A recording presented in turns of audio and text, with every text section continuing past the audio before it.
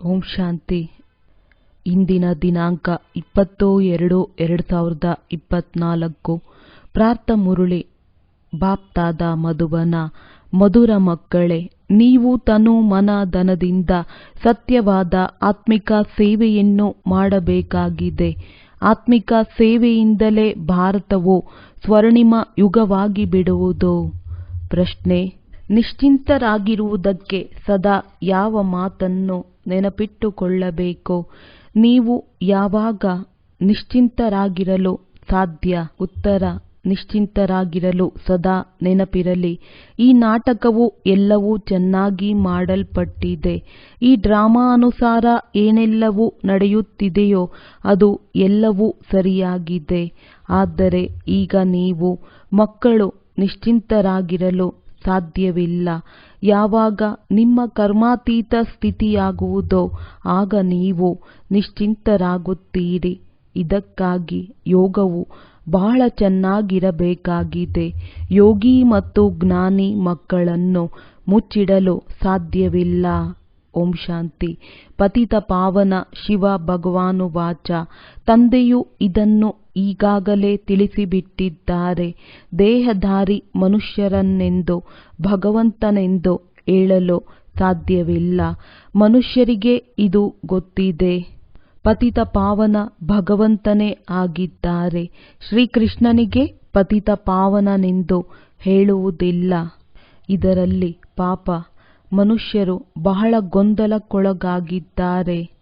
ಭಾರತದಲ್ಲಿ ಯಾವಾಗ ಸೂತ್ರವೇ ಗಂಟು ಬೀಳುತ್ತದೆಯೋ ಆಗ ಶಿವತಂದೆಯೇ ಬರಬೇಕಾಗುತ್ತದೆ. ತಂದೆಯ ವಿನಃ ಮತ್ಯಾರೂ ಬಿಚ್ಚಲು ಸಾಧ್ಯವಿಲ್ಲ. ಅವರೇ ಪತಿತ ಪಾವನ ಶಿವತಂದೆಯಾಗಿದ್ದಾರೆ. ಅವರನ್ನು ಕೇವಲ ನೀವು ಮಕ್ಕಳೇ ಅರಿತಿದ್ದೀರಿ. ಅದು ನಂಬರ್ವಾರ್ ಪುರುಷಾರ್ಥದನುಸಾರ. ಬಲೆ ಇಲ್ಲಿ ಕುಳಿತಿದ್ದೀರಿ, ನಿತ್ಯವೂ ಕೇಳುತ್ತೀರಿ. ಆದರೂ ಸಹ ಇದು ಗಮನಕ್ಕೆ ಬರುವುದಿಲ್ಲ. ನಾವು ಶಿವತಂದೆಯ ಬಳಿ ಕುಳಿತಿದ್ದೇವೆ. ಇವರಲ್ಲಿ ವಿರಾಜಮಾನನಾಗಿದ್ದಾರೆ. ನಮಗೆ ಓದಿಸುತ್ತಿದ್ದಾರೆ, ಪಾವನರನ್ನಾಗಿ ಮಾಡುತ್ತಿದ್ದಾರೆ, ಯುಕ್ತಿಗಳನ್ನು ತಿಳಿಸುತ್ತಿದ್ದಾರೆ. ನೀವು ಸ್ವದರ್ಶನ ಚಕ್ರಧಾರಿಗಳಾಗಿ ರಚಯಿತ ಮತ್ತು ರಚನೆಯ ಜ್ಞಾನವನ್ನು ಪಡೆದು ಕಾಮವನ್ನು ಜಯಿಸಿ ಜಗಜ್ಜೀತರಾಗುತ್ತೀರಿ. ಅಂದಾಗ ಆ ತಂದೆಯು ಪತಿತ ಪಾವನನೂ ಅವರು ಹೊಸ ರಚನೆಯ ರಚಯಿತನೂ ಆದರು. ಈಗ ಬೇಅದ್ದಿನ ರಾಜ್ಯವನ್ನು ಪಡೆಯುವುದಕ್ಕಾಗಿ ನೀವು ಪುರುಷಾರ್ಥ ಮಾಡಿ. ನಾವು ಶಿವತಂದೆಯಿಂದ ರಾಜ್ಯ ಭಾಗ್ಯವನ್ನು ಪಡೆಯುತ್ತಿದ್ದೇವೆಂದು ಪ್ರತಿಯೊಬ್ಬರೂ ತಿಳಿಯುತ್ತಾರೆ. ಆದರೆ ಇದನ್ನು ಯಥಾರ್ಥ ರೀತಿಯಿಂದ ತಿಳಿದುಕೊಳ್ಳುವುದಿಲ್ಲ. ಕೆಲವರು ಸ್ವಲ್ಪ ತಿಳಿದಿರುತ್ತಾರೆ, ಇನ್ನು ಕೆಲವರು ಸಂಪೂರ್ಣವಾಗಿ ತಿಳಿದುಕೊಂಡಿರುವುದೇ ಇಲ್ಲ. ಶಿವತಂದೆಯು ತಿಳಿಸುತ್ತಾರೆ, ನಾನು ಪತಿತ ಪಾವನನಾಗಿದ್ದೇನೆ. ಒಂದು ವೇಳೆ ಯಾರೇ ಬಂದರೂ ನನ್ನನ್ನು ಕೇಳಿದರೆ ನಾನು ನನ್ನ ಪರಿಚಯವನ್ನು ಕೊಡುತ್ತೇನೆ. ನಿಮಗೂ ಸಹ ತಂದೆಯು ತಮ್ಮ ಪರಿಚಯವನ್ನು ಕೊಟ್ಟಿದ್ದಾರಲ್ಲವೇ? ತಂದೆಯು ಹೇಳುತ್ತಾರೆ, ಮಕ್ಕಳೇ, ನಾನು ಸಾಧಾರಣ ತನುವಿನಲ್ಲಿ ಪ್ರವೇಶ ಮಾಡುತ್ತೇನೆ. ಇದು ಬ್ರಹ್ಮ ಸಾಧಾರಣ ಶರೀರವಾಗಿದೆ. ಕಲ್ಪವೃಕ್ಷದ ಅಂತ್ಯದಲ್ಲಿ ನಿಂತಿದ್ದಾರೆ, ಪತಿತ ಪ್ರಪಂಚದಲ್ಲಿ ನಿಂತಿದ್ದಾರೆ ಮತ್ತು ಕೆಳಗೆ ತಪಸ್ಸು ಮಾಡುತ್ತಿದ್ದಾರೆ. ಇವರಿಗೂ ಸಹ ಶಿವತಂದೆಯೇ ತಪಸ್ಸನ್ನು ಕಲಿಸಿದ್ದಾರೆ, ರಾಜಯೋಗವನ್ನು ಕಲಿಸುತ್ತಾರೆ. ಕೆಳಗೆ ಆದಿದೇವ, ಮೇಲೆ ಆದಿಮಾತಾ. ತಾವು ಮಕ್ಕಳು ಇದನ್ನು ತಿಳಿಸಬಹುದು. ನಾವು ಬ್ರಾಹ್ಮಣರು ಶಿವತಂದೆಯ ಸಂತಾನರಾಗಿದ್ದೇವೆ. ತಾವೂ ಸಹ ಶಿವತಂದೆಯ ಸಂತಾನರಾಗಿದ್ದೀರಿ. ಆದರೆ ಅರಿತಿಲ್ಲ. ಭಗವಂತನು ಒಬ್ಬರೇ ಆಗಿದ್ದಾರೆ. ಉಳಿದವರೆಲ್ಲರೂ ಸಹೋದರರಾಗಿದ್ದೀರಿ. ನಾನು ನನ್ನ ಮಕ್ಕಳಿಗೆ ಓದಿಸುತ್ತೇನೆ. ಯಾರು ನನ್ನನ್ನು ತಿಳಿದಿರುತ್ತಾರೆಯೋ ಅವರಿಗೆ ಓದಿಸಿ ದೇವತೆಗಳನ್ನಾಗಿ ಮಾಡುತ್ತೇನೆ. ಭಾರತವೇ ಸ್ವರ್ಗವಾಗಿತ್ತು, ಈಗ ನರಕವಾಗಿದೆ. ಯಾರು ಕಾಮವನ್ನು ಗೆಲ್ಲುತ್ತಾರೆಯೋ ಅವರೇ ಜಗಜ್ಜೀತರಾಗುತ್ತಾರೆ. ನಾನು ಸ್ವರ್ಣಿಮ ಯುಗದ ಸ್ಥಾಪನೆ ಮಾಡುತ್ತಿದ್ದೇನೆ. ಅನೇಕ ಬಾರಿ ಈ ಭಾರತವು ಸ್ವರ್ಣಿಮ ಯುಗವಾಗಿತ್ತು, ಮತ್ತೆ ಕಬ್ಬಿಣದ ಸಮಾನ ಕಲಿಯುಗದಲ್ಲಿ ಬಂದಿತು. ಇದನ್ನು ಯಾರೂ ತಿಳಿದುಕೊಂಡಿಲ್ಲ. ರಚಯಿತ ಮತ್ತು ರಚನೆಯ ಆದಿ ಮಧ್ಯ ಅಂತ್ಯವನ್ನು ಯಾರೂ ತಿಳಿದುಕೊಂಡಿಲ್ಲ. ನಾನು ಜ್ಞಾನಸಾಗರನಾಗಿದ್ದೇನೆ. ಇದು ಗುರಿ ಉದ್ದೇಶವಾಗಿದೆ. ಲಕ್ಷ್ಮೀನಾರಾಯಣ, ನಾನು ಇವರ ಸಾಧಾರಣ ತನುವಿನಲ್ಲಿ ಪ್ರವೇಶ ಮಾಡಿ ಜ್ಞಾನವನ್ನು ಕೊಡುತ್ತೇನೆ. ಈಗ ನೀವು ಸಹ ಪವಿತ್ರರಾಗಿ ಈ ವಿಕಾರಗಳನ್ನು ಜಯಿಸುವುದರಿಂದ ಜಗಜ್ಜೀತರಾಗುತ್ತೀರಿ. ಎಲ್ಲ ಮಕ್ಕಳು ಪುರುಷಾರ್ಥ ಮಾಡುತ್ತಿದ್ದೀರಿ. ತನು ಮನ ಧನದಿಂದ ಆತ್ಮಿಕ ಸೇವೆ ಮಾಡುತ್ತೀರಿ, ಶಾರೀರಿಕ ಸೇವೆಯಲ್ಲ. ಇದಕ್ಕೆ ಆಧ್ಯಾತ್ಮಿಕ ಜ್ಞಾನವೆಂದು ಹೇಳಲಾಗುತ್ತದೆ. ಇದು ಭಕ್ತಿಯಲ್ಲ. ಭಕ್ತಿಯ ಯುಗವು ದ್ವಾಪರ ಕಲಿಯುಗವಾಗಿದೆ. ಇದಕ್ಕೆ ಬ್ರಹ್ಮನ ರಾತ್ರಿ ಎನ್ನಲಾಗುತ್ತದೆ. ಸತ್ಯ ತ್ರೇತಾಯುಗಕ್ಕೆ ಬ್ರಹ್ಮನ ದಿನವೆಂದು ಹೇಳಲಾಗುತ್ತದೆ. ಯಾರೇ ಗೀತಾ ಪಾಠಿಗಳು ಬಂದರೆ ಅವರಿಗೂ ತಿಳಿಸಿ, ಗೀತೆಯಲ್ಲಿ ತಪ್ಪಾಗಿದೆ. ಗೀತೆಯನ್ನು ಯಾರು ತಿಳಿಸಿದರು? ರಾಜಯೋಗವನ್ನು ಯಾರು ಕಲಿಸಿದರು? ಕಾಮದ ಮೇಲೆ ಜಯ ಗಳಿಸಿದರೆ ನೀವು ಜಗಜ್ಜೀತರಾಗಿ ಬಿಡುತ್ತೀರೆಂದು ಯಾರು ಹೇಳಿದರು? ಈ ಲಕ್ಷ್ಮೀ ನಾರಾಯಣರೂ ಸಹ ಜಗಜ್ಜೀತರಾಗಿದ್ದಾರಲ್ಲವೇ? ಇವರ 84 ಜನ್ಮಗಳ ರಹಸ್ಯವನ್ನು ಕುಳಿತು ತಿಳಿಸಿ. ಯಾರೇ ಆಗಿರಲಿ ಜ್ಞಾನವನ್ನು ತೆಗೆದುಕೊಳ್ಳಲಿ. ಇಲ್ಲಿ ಬರಲೇಬೇಕಾಗುತ್ತದೆ ಎಲ್ಲವೇ? ನಾನಂತೂ ಮಕ್ಕಳಿಗೆ ಓದಿಸುತ್ತೇನೆ. ಆದರೆ ನಿಮ್ಮಲ್ಲಿಯೂ ಸಹ ಕೆಲವರು ಯಥಾರ್ಥವಾಗಿ ತಿಳಿದುಕೊಳ್ಳುವುದಿಲ್ಲ. ಆದ್ದರಿಂದಲೇ ಕೋಟಿಯಲ್ಲಿ ಕೆಲವರು ಎಂದು ಗಾಯನವಿದೆ. ನಾನು ಯಾರಾಗಿದ್ದೇನೆ, ಹೇಗಿದ್ದೇನೆ, ಹಾಗೆಯೇ ನನ್ನನ್ನು ಕೆಲವರಂತೂ 5% ಸಹ ತಿಳಿದುಕೊಂಡಿಲ್ಲ. ತಾವು ತಂದೆಯನ್ನು ಅರಿತು ಪೂರ್ಣ ರೀತಿಯಲ್ಲಿ ನೆನಪು ಮಾಡಬೇಕೋ ನನ್ನೊಬ್ಬನನ್ನೇ ಏಕೆ ನೆನಪು ಮಾಡುವುದಿಲ್ಲ? ಬಾಬಾ ನಿಮ್ಮ ನೆನಪು ಮರೆತು ಹೋಗುತ್ತದೆ ಎಂದು ಹೇಳುತ್ತಾರೆ. ಅರೆ, ನೀವು ತಂದೆಯನ್ನು ನೆನಪು ಮಾಡಲು ಆಗುವುದಿಲ್ಲವೇ? ಹಾಗೆ ನೋಡಿದರೆ ಇದು ಪರಿಶ್ರಮದ ಕೆಲಸವಾಗಿದೆ ಎಂದು ತಂದೆಗೆ ಗೊತ್ತಿದೆ. ಆದರೂ ಸಹ ಮಕ್ಕಳಿಂದ ಪುರುಷಾರ್ಥ ಮಾಡಿಸಲು ಉತ್ತೇಜನ ನೀಡುತ್ತಿರುತ್ತಾರೆ. ಅರೆ, ಯಾವ ತಂದೆಯೂ ನಿಮ್ಮನ್ನು ಶಿರಸಾಗರದೆಡೆಗೆ ಕರೆದುಕೊಂಡು ಹೋಗುತ್ತಾರೆ, ವಿಶ್ವದ ಮಾಲೀಕರನ್ನಾಗಿ ಮಾಡುತ್ತಾರೆಯೋ ಅವರನ್ನೇ ಮರೆಯುತ್ತೀರಾ? ಮಾಯೆಯು ಅವಶ್ಯವಾಗಿ ಮರೆಸುತ್ತದೆ. ಇದರಲ್ಲಿ ಸಮಯವೂ ಹಿಡಿಸುತ್ತದೆ. ಆದರೆ ಮಾಯೆಯು ಮರೆಸಿಯೇ ಮರೆಸುತ್ತದೆ ಎಂದು ಹೇಳಿ ತಣ್ಣಗಾಗಿ ಕುಳಿತುಕೊಳ್ಳುವುದಲ್ಲ. ಪುರುಷಾರ್ಥವನ್ನು ಅವಶ್ಯವಾಗಿ ಮಾಡಬೇಕು. ಕಾಮದ ಮೇಲೆ ಜಯ ಗಳಿಸಬೇಕು. ನನ್ನೊಬ್ಬನನ್ನೇ ನೆನಪು ಮಾಡಿದರೆ ವಿಕರ್ಮಗಳು ವಿನಾಶವಾಗುತ್ತವೆ. ಹೇಗೆ ನೀವು ಮಕ್ಕಳಿಗೆ ಹೇಳುತ್ತೀರೋ, ಯಾರೇ ದೊಡ್ಡವರಿಗಿಂತ ದೊಡ್ಡ ನ್ಯಾಯಾಧೀಶರು ಬಂದರು ಅಂದರೆ ಅವರಿಗೂ ಸಹ ತಂದೆಯು ಮಕ್ಕಳೇ ಎಂದೇ ಹೇಳುತ್ತಾರಲ್ಲವೇ? ಏಕೆಂದರೆ ನಾನು ಸರ್ವಶ್ರೇಷ್ಠ ಭಗವಂತನಾಗಿದ್ದೇನೆ. ನೀವು ರಾಜಕುಮಾರ ರಾಜಕುಮಾರಿ ಪದವಿಯನ್ನು ಪಡೆಯಲು ನಿಮಗೆ ಸರ್ವಶ್ರೇಷ್ಠ ವಿದ್ಯೆಯನ್ನು ನಾನೇ ಓದಿಸುತ್ತೇನೆ. ಇವರಿಗೂ ಸಹ ಓದಿಸುತ್ತಿದ್ದೇನೆ. ಇವರೇ ಮತ್ತೆ ಶ್ರೀಕೃಷ್ಣನಾಗುತ್ತಾರೆ. ಬ್ರಹ್ಮ ಸರಸ್ವತಿಯು ಈ ಲಕ್ಷ್ಮೀ ನಾರಾಯಣರಾಗುತ್ತಾರೆ. ಈ ಪ್ರವೃತ್ತಿ ಮಾರ್ಗವು ನಡೆಯುತ್ತದೆ.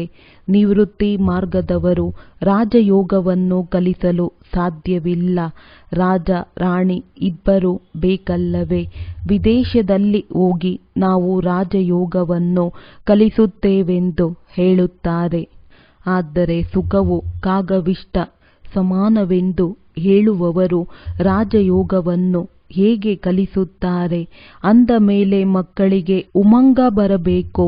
ಆದರೆ ಮಕ್ಕಳು ಇನ್ನೂ ಚಿಕ್ಕವರಾಗಿದ್ದಾರೆ, ಅರ್ಥಾತ್ ಇನ್ನೂ ಬುದ್ಧಿಯೂ ಬೆಳವಣಿಗೆಯಾಗಿಲ್ಲ. ಈಗ ಮಕ್ಕಳಲ್ಲಿ ಆ ದೊಡ್ಡಸ್ತಿಕೆಯ ಸಾಹಸ ಬೇಕು. ತಂದೆಯು ತಿಳಿಸುತ್ತಾರೆ, ಇದು ರಾವಣ ಸಂಪ್ರದಾಯವಾಗಿದೆ.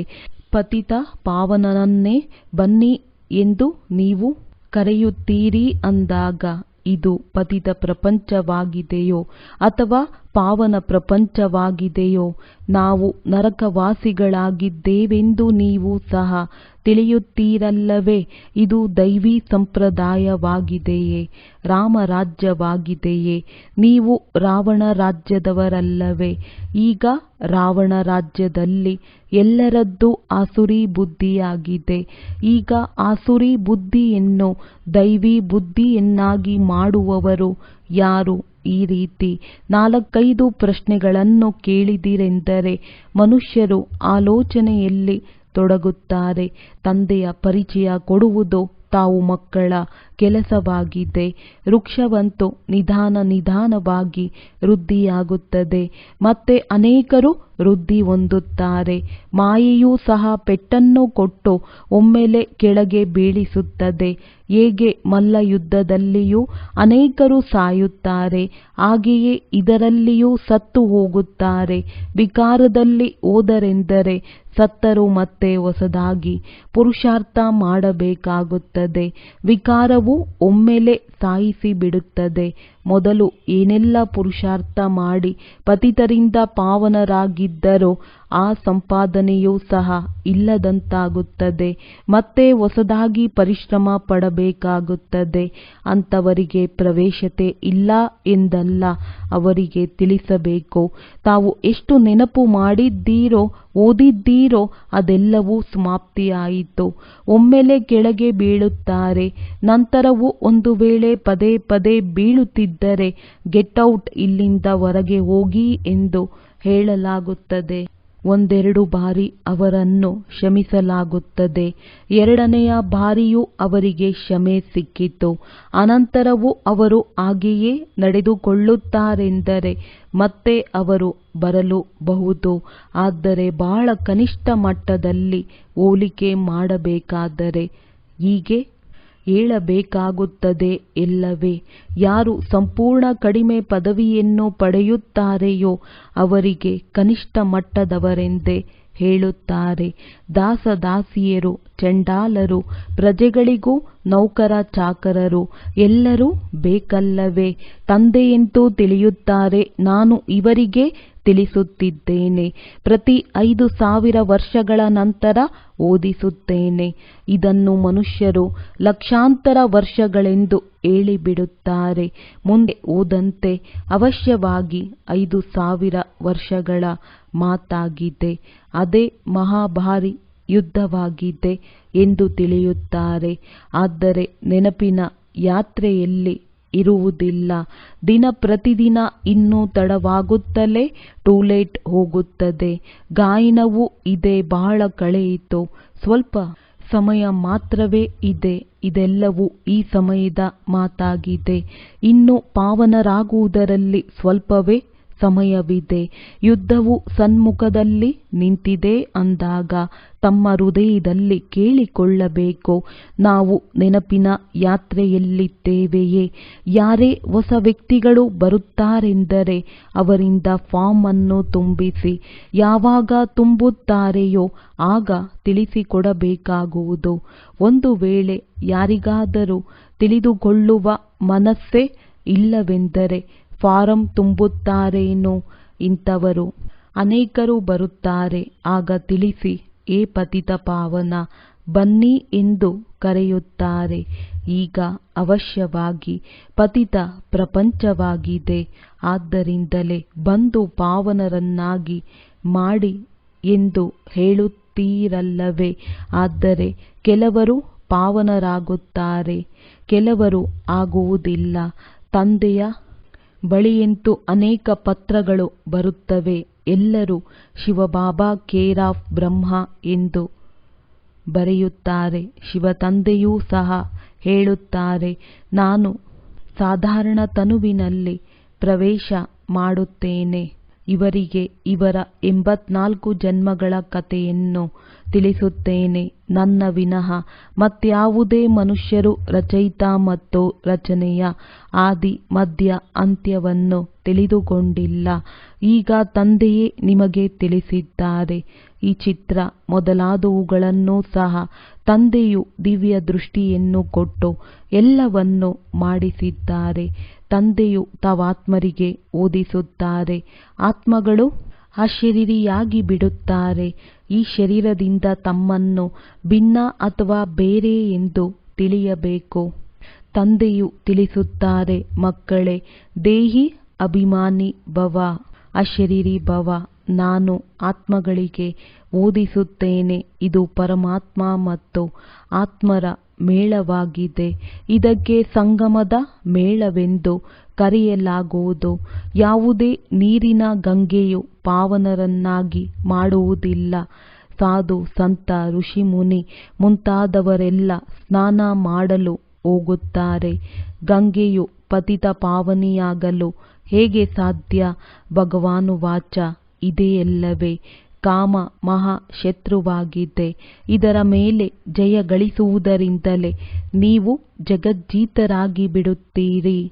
ಗಂಗೆ ಅಥವಾ ಸಾಗರವಂತೂ ಹೀಗೆ ಹೇಳುವುದಿಲ್ಲ. ಇದನ್ನು ಜ್ಞಾನಸಾಗರ ತಂದೆಯೇ ತಿಳಿಸುತ್ತಾರೆ. ಮಕ್ಕಳೇ, ಇದರ ಮೇಲೆ ಜಯ ಗಳಿಸಲು ನನ್ನನ್ನು ನೆನಪು ಮಾಡಿ. ಆಗ ನೀವು ಪಾವನರಾಗಿ ಬಿಡುತ್ತೀರಿ. ದೈವಿ ಗುಣಗಳನ್ನು ಧಾರಣೆ ಮಾಡಿ. ಯಾರಿಗೂ ದುಃಖ ಕೊಡಬಾರದು. ಎಲ್ಲದಕ್ಕಿಂತ ಮೊದಲಿನ ನಂಬರಿನದ್ದು ಕಾಮ ಕಟಾರಿಯನ್ನು ನಡೆಸುವುದಾಗಿದೆ. ಇದೇ ಆದಿ ಮಧ್ಯ ಅಂತ್ಯವು ದುಃಖ ಕೊಡುವಂಥದ್ದಾಗಿದೆ.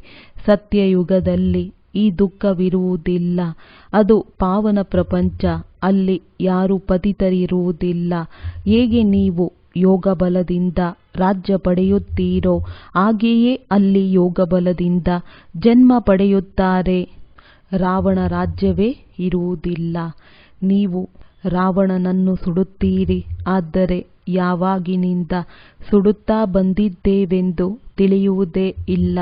ರಾಮರಾಜ್ಯದಲ್ಲಿ ರಾವಣನಿರುವುದಿಲ್ಲ. ಇವು ಬಹಳ ತಿಳಿದುಕೊಳ್ಳುವ ಮಾತುಗಳಾಗಿವೆ. ಇವನ್ನು ತಂದೆಯೇ ಕುಳಿತು ತಿಳಿಸುತ್ತಾರೆ. ತಂದೆಯಂತೂ ಬಹಳ ಚೆನ್ನಾಗಿ ತಿಳಿಸುತ್ತಾರೆ. ಆದರೆ ಕಲ್ಪ ಕಲ್ಪವು ಯಾರೆಷ್ಟು ಓದಿದ್ದರೋ ಅಷ್ಟನ್ನೇ ಓದುತ್ತಾರೆ. ಎಲ್ಲವೂ ಪುರುಷಾರ್ಥದಿಂದ ತಿಳಿಯುತ್ತದೆ. ಸ್ಥೂಲ ಸೇವೆಯದ್ದು ಸಬ್ಜೆಕ್ಟ್ ಇದೆ. ಮನಸಾ ಸೇವೆ ಇಲ್ಲವೆಂದರೆ ವಾಚ ಇಲ್ಲವೇ ಕರ್ಮಣ ಮಾಡಬೇಕಾಗಿದೆ. ವಾಚ ಸೇವೆಯಂತೂ ಬಹಳ ಸಹಜವಾಗಿದೆ. ಮೊದಲನೆಯದು ಮನಸಾ ಸೇವೆಯಾಗಿದೆ. ಅರ್ಥಾತ್ ಮನ್ಮನಾಭವ, ನೆನಪಿನ ಯಾತ್ರೆಯಲ್ಲಿರಬೇಕಾಗಿದೆ. ತಮ್ಮನ್ನು ಆತ್ಮನೆಂದು ತಿಳಿದು ತಂದೆಯನ್ನು ನೆನಪು ಮಾಡಬೇಕಾಗಿದೆ. ತಂದೆಯಿಂದ ಶಿಕ್ಷಣವನ್ನು ಪಡೆಯಬೇಕಾಗಿದೆ. ಅನೇಕರು ಇಂಥವರಾಗಿದ್ದಾರೆ. ತಂದೆಯನ್ನು ನೆನಪೇ ಮಾಡುವುದಿಲ್ಲ. ಜ್ಞಾನವನ್ನು ನೆನಪು ಮಾಡುವುದಿಲ್ಲ ಎಂದು ಹೇಳಲಾಗುವುದಿಲ್ಲ. ತಂದೆಯನ್ನು ನೆನಪು ಮಾಡುವುದಿಲ್ಲ. ನೆನಪು ಮಾಡದಿದ್ದರೆ ಶಕ್ತಿಯು ಎಲ್ಲಿಂದ ಸಿಗುತ್ತದೆ? ತಂದೆಯು ಸರ್ವಶಕ್ತಿವಂತನಾಗಿದ್ದಾರೆ. ಅವರನ್ನು ನೆನಪು ಮಾಡುವುದರಿಂದಲೇ ಶಕ್ತಿಯೂ ಬರುವುದು. ಇದಕ್ಕೆ ಅರಿತ ಅರ್ಥಾತ್ ಒಳಪೆಂದು ಹೇಳಲಾಗುತ್ತದೆ. ಕರ್ಮಣ ಸೇವೆಯನ್ನು ಚೆನ್ನಾಗಿ ಮಾಡಿದ್ದೇ ಆದರೆ ಪದವಿಯೂ ಸಿಗುತ್ತದೆ. ಕರ್ಮಣ ಸೇವೆಯನ್ನು ಮಾಡಲಿಲ್ಲವೆಂದರೆ ಪದವಿ ಏನು ಸಿಗುವುದು? ಕರ್ಮಣ ಸಬ್ಜೆಕ್ಟ್ ಇದೆಯಲ್ಲವೇ? ಇವು ತಿಳಿದುಕೊಳ್ಳುವ ಗುಪ್ತ ಮಾತುಗಳಾಗಿವೆ. ಇದನ್ನು ಅವರು ಯೋಗ ಯೋಗವೆಂದು ಹೇಳುತ್ತಿರುತ್ತಾರೆ. ಆದರೆ ನೀವು ಯೋಗದಿಂದ ವಿಶ್ವದ ರಾಜ್ಯಭಾಗ್ಯವನ್ನು ಪಡೆಯುತ್ತೀರಿ ಎಂಬುದನ್ನು ತಿಳಿದಿಲ್ಲ. ಯೋಗ ಬಲದಿಂದಲೇ ಅಲ್ಲಿ ಮಕ್ಕಳು ಜನಿಸುತ್ತಾರೆ ಎಂದು ಅವರಿಗೆ ತಿಳಿದಿಲ್ಲ. ನಿಮಗೆ ತಿಳಿಸಲಾಗುತ್ತದೆ. ಆದರೂ ಅರ್ಧ ಕಲ್ಪದ ನಂತರ ನೀವು ಅವರಿಗೆ ಶಿಷ್ಯರಾಗಿ ಬಿಡುತ್ತೀರಿ. ಆದರೆ ಈಗಲೂ ಸಹ ಮಾಯೆಯು ನಿಮ್ಮನ್ನು ಬಿಡುವುದಿಲ್ಲ. ಈಗ ನೀವು ಶಿವ ತಂದೆಗೆ ಶಿಷ್ಯರಾಗಬೇಕಾಗಿದೆ, ಯಾವುದೇ ದೇಹಧಾರಿಗಳಿಗೆ ಶಿಷ್ಯರಾಗಬಾರದು. ಈಗ ಸಹೋದರ ಸಹೋದರಿಯರೆಂದು ಪಾವನರಾಗುವುದಕ್ಕಾಗಿ ಹೇಳುತ್ತಾರೆ. ಆದರೆ ಈಗ ಇದಕ್ಕಿಂತಲೂ ಮೇಲಕ್ಕೆ ಹೋಗಬೇಕು, ಅರ್ಥಾತ್ ಸಹೋದರ ಸಹೋದರನೆಂದು ತಿಳಿಯಬೇಕು. ಸಹೋದರ ಸಹೋದರಿ ಎಂಬ ದೃಷ್ಟಿಯೂ ಅಲ್ಲ, ಇದಕ್ಕಿಂತಲೂ ಶ್ರೇಷ್ಠ ಸ್ಥಿತಿಯೂ ಇರಬೇಕು. ನಾಟಕದನುಸಾರ ಏನೆಲ್ಲವೂ ನಡೆಯುತ್ತದೆಯೋ ಅದೆಲ್ಲವೂ ಸರಿಯಾಗಿದೆ. ನಾಟಕವು ಬಹಳ ಸಮಯೋಚಿತವಾಗಿದೆ. ತಂದೆಯಂತೂ ನಿಶ್ಚಿಂತರಾಗಿದ್ದಾರೆ, ಆದರೆ ಇವರಿಗೆ ಚಿಂತೆಯು ಅವಶ್ಯವಾಗಿ ಇರುತ್ತದೆ. ಯಾವಾಗ ಕರ್ಮಾತೀತ ಸ್ಥಿತಿಯಾಗುವುದೋ ಆಗ ನಿಶ್ಚಿಂತರಾಗುತ್ತೀರಿ. ಅಲ್ಲಿಯವರೆಗೆ ಏನಾದರೊಂದು ಆಗುತ್ತಲೇ ಇರುತ್ತದೆ. ಯೋಗವು ಚೆನ್ನಾಗಿರಬೇಕು. ಯೋಗಕ್ಕಾಗಿ ತಂದೆಯು ಈಗ ಬಹಳ ಒತ್ತು ಕೊಟ್ಟು ತಿಳಿಸುತ್ತಾರೆ. ಆದರೆ ಇದಕ್ಕಾಗಿ ಮಕ್ಕಳು ಪದೇ ಪದೇ ಮರೆತು ಹೋಗುತ್ತೇವೆಂದು ಹೇಳುತ್ತಾರೆ. ತಂದೆಯು ದೂರು ನೀಡುತ್ತಾರೆ, ತಂದೆಯು ನಿಮಗೆ ಇಷ್ಟೊಂದು ಖಜಾನೆಗಳನ್ನು ಕೊಡುತ್ತಾರೆ, ಆದರೆ ಅವರನ್ನು ಸಹ ನೀವು ಮರೆತು ಹೋಗುತ್ತೀರಿ. ಯಾರಲ್ಲಿ ಜ್ಞಾನವಿದೆ, ಯಾರಲ್ಲಿ ಇಲ್ಲವೆಂದು ತಂದೆಗೆ ಗೊತ್ತಿದೆ. ಜ್ಞಾನಿಗಳನ್ನು ಎಂದೂ ಮುಚ್ಚಿಡಲು ಸಾಧ್ಯವಿಲ್ಲ. ಅವರು ತಕ್ಷಣ ಸರ್ವೀಸಿನ ಸಾಕ್ಷಿಯನ್ನು ನೀಡುತ್ತಾರೆ ಅಂದಾಗ ಇವೆಲ್ಲವೂ ತಿಳಿದುಕೊಳ್ಳುವ ಮಾತುಗಳಾಗಿವೆ. ಒಳ್ಳೆಯದು. ಮಧುರಾತಿ ಮಧುರ ಅಗಲಿ ಹೋಗಿ ಮರಳಿ ಸಿಕ್ಕಿರುವಂತಹ ಮಕ್ಕಳಿಗೆ ಪ್ರೀತಿಯ ಮಾತ್ಪಿತಾ ಬಾಪ್ದಾದಾರವರ ನೆನಪು, ಪ್ರೀತಿ ಹಾಗೂ ಸುಪ್ರಭಾತ. ಆತ್ಮೀಯ ಮಕ್ಕಳಿಗೆ ಆತ್ಮೀಯ ತಂದೆಯ ನಮಸ್ತೆ. ಧಾರಣೆಗಾಗಿ ಮುಖ್ಯ ಸಾರ: ಮಾಯೆಯ ಮಲ್ಲಯುದ್ಧದಲ್ಲಿ ಸೋಲನ್ನನುಭವಿಸಬಾರದು. ಪುರುಷಾರ್ಥದಲ್ಲಿ ತಣ್ಣಗಾಗಿ ಕುಳಿತು ಬಿಡಬಾರದು. ಸಾಹಸವನ್ನಿಟ್ಟು ಸೇವೆ ಮಾಡಬೇಕು. ಈ ನಾಟಕವು ಸರಿಯಾಗಿ ಅರ್ಥಾತ್ ನಿಖರವಾಗಿ ಮಾಡಲ್ಪಟ್ಟಿದೆ. ಆದ್ದರಿಂದ ಯಾವುದೇ ಮಾತಿನ ಚಿಂತೆ ಮಾಡಬಾರದು. ಕರ್ಮಾತೀತ ಸ್ಥಿತಿಯನ್ನು ಪಡೆಯಲು ಒಬ್ಬ ತಂದೆಯ ನೆನಪಿನಲ್ಲಿರಬೇಕು. ಯಾವುದೇ ದೇಹಧಾರಿಗಳಿಗೆ ಶಿಷ್ಯರಾಗಬಾರದು. ವರದಾನ: ಶ್ರೀಮತದನುಸಾರವಾಗಿ ಸೇವೆಯಲ್ಲಿ ಸಂತುಷ್ಟತೆಯ ವಿಶೇಷತೆಯನ್ನು ಅನುಭವ ಮಾಡುವಂತಹ ಸಫಲತಾ ಮೂರ್ತಭವ. ಯಾವುದೇ ಸೇವೆಯನ್ನು ಮಾಡಿರಿ, ಯಾವುದೇ ಜಿಜ್ಞಾಸು ಬರಲಿ ಅಥವಾ ಬರದಿರಲಿ, ಆದರೆ ಸ್ವಯಂನಿಂದ ತಾವು ತಮ್ಮಿಂದ ಸಂತುಷ್ಟವಾಗಿ ಇರಿ. ನಿಶ್ಚಯವನ್ನಿಟ್ಟುಕೊಳ್ಳಿರಿ, ಒಂದು ವೇಳೆ ನಾನು ಸಂತುಷ್ಟನಾಗಿದ್ದೇನೆಂದರೆ ಅವಶ್ಯವಾಗಿ ಸಂದೇಶ ಕೊಡುವ ಕಾರ್ಯವನ್ನು ಮಾಡುತ್ತಾರೆ. ಇದರಲ್ಲಿ ಬೇಸರವಾಗಬಾರದು. ವಿದ್ಯಾರ್ಥಿಗಳ ಸಂಖ್ಯೆಯು ಹೆಚ್ಚುತ್ತಿಲ್ಲವೆಂದರೆ ಪರವಾಗಿಲ್ಲ. ತಮ್ಮ ಲೆಕ್ಕಾಚಾರದಲ್ಲಂತೂ ಜಮಾ ಆಗಿಬಿಟ್ಟಿತು ಮತ್ತು ಅವರಿಗೆ ಸಂದೇಶವು ಸಿಕ್ಕಿಬಿಟ್ಟಿತು. ಒಂದು ವೇಳೆ ಸ್ವಯಂ ಸಂತುಷ್ಟವಾಗಿದ್ದೀರೆಂದರೆ ಖರ್ಚು ಸಫಲವಾಯಿತು. ಶ್ರೀಮತದನುಸಾರವಾಗಿ ಕಾರ್ಯವನ್ನು ಮಾಡಿದ್ದೀರೆಂದರೆ ಶ್ರೀಮತವನ್ನು ಒಪ್ಪಿಕೊಳ್ಳುವುದು ಸಹ ಸಫಲತಾ ಮೂರ್ತಿ ಆಗುವುದಾಗಿದೆ. ಸ್ಲೋಗನ್: ಅಸಮರ್ಥ ಆತ್ಮರಿಗೆ ಸಮರ್ಥತೆಯನ್ನು ಕೊಡಿ, ಆಗ ಅವರ ಆಶೀರ್ವಾದಗಳು ಸಿಗುತ್ತವೆ. ಒಳ್ಳೆಯದು. ಓಂ ಶಾಂತಿ.